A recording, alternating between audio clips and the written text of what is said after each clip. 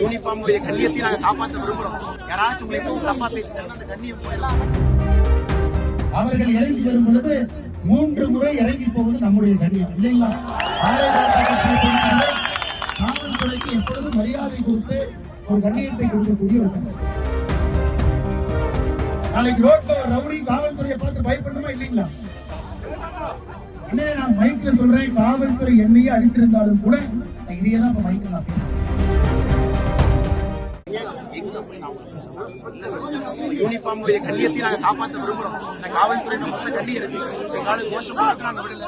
யாராச்சும் உங்களை பத்தி தப்பா பேசிட்டாங்கன்னா அந்த கண்ணியம் போயிடலாம். பிஹேவ் பண்ணா எப்படி சார்? நாங்களும் உங்களை சமாளிக்கணும். தேடி இருக்காங்க. ஒரு அம்மாவுக்கு பாருங்க, எலும்பு பிரேக்கா இப்பதான் ஹாஸ்பிட்டல் அடைச்சிருக்கோம். ஒரு குழந்தைக்கு இங்க ஒரு அடி. கொஞ்சமாச்சு கோஆபரேட் பண்ண சார். பாருங்க சார், நீங்க வந்து ஒரு தவிர்க்க முடியாத நிலைமையில தள்ளி வச்சிருக்கீங்க.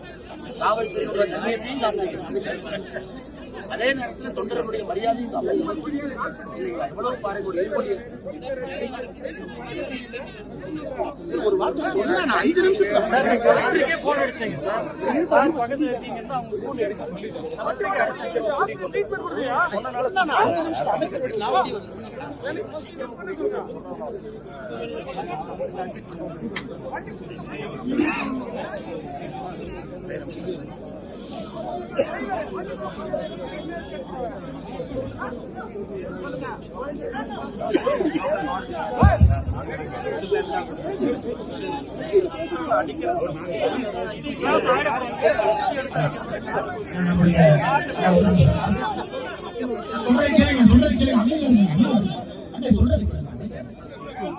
ஐயா,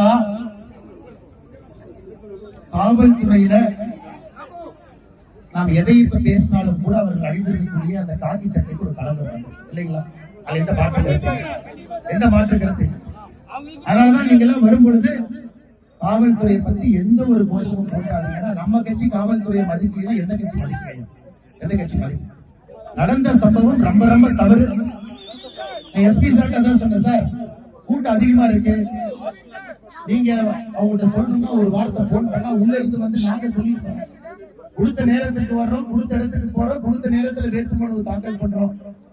இந்த மாதிரி நீங்க வந்து லாட்டரி சார்ஜ் பண்ணிட்டீங்க.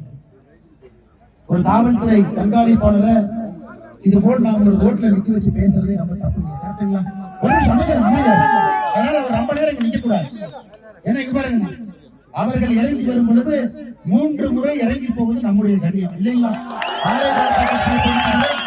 காவல்துறைக்கு எப்பொழுதும் மரியாதை கொடுத்து ஒரு கண்ணியத்தை கொடுக்கக்கூடிய ஒரு கட்சி.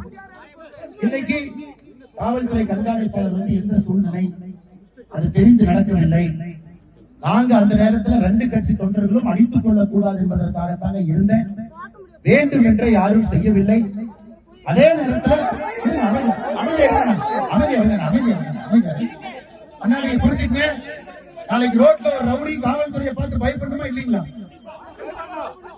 நான் மைக்ல சொல்றேன், காவல்துறை என்னையே அடித்திருந்தாலும் கூட இதையே தான் மைக்கில் நான் பேசுறேன். எதுவும் மாத்தியெல்லாம் பேசுறீங்க. ஏன்னா ஒட்டுமொத்த காவல்துறையும் வீதியில நிற்க வைத்து நம்ம இதோடு பேசுவது தப்பா போயிடும் இல்லைங்களா? நம்ம கட்சியில லாட்டி சார்ஜ்ல அடி வாங்காத யாருமே இங்க இதெல்லாம் வாங்கியிருக்கோம். காவல்துறை கண்காணிப்பாளர் வந்து இதை தெரிந்து நடக்கவில்லை. நாங்கள் அந்த சூழ்நிலையை கட்டுக்குள் கொள்வதற்கு முயற்சி எடுத்தோம். இதனால யாராவது உங்க தொண்டர்களுக்கு ஏதாவது மன வருத்தம் ஏற்பட்டிருந்தால் அதற்காக நான் மன்னிப்பை தெரிவிச்சுக்கிறேன் ஐயா.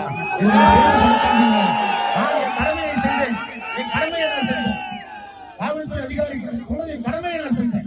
கட்டுக்குள்ள கொண்டு வருவது அவர் சொன்ன பிறகு மரியாதை கொடுத்து, ஆனா அமைதியாக ஒரு காவல்துறை கண்காணிப்பாளர்கள் சொன்ன பிறகு மரியாதை கொடுத்து நம்முடைய தொண்டர்கள் யார் காயப்பட்டிருக்கிறார்களோ அவங்களை பார்க்கறதுக்கு நானும் முருகன் ஹாஸ்பிட்டலுக்கு அவர் நடந்துச்சுங்கன்னா, ஆனா காவல்துறையை கலங்கப்படுத்துவது தவறாகிவிடும்.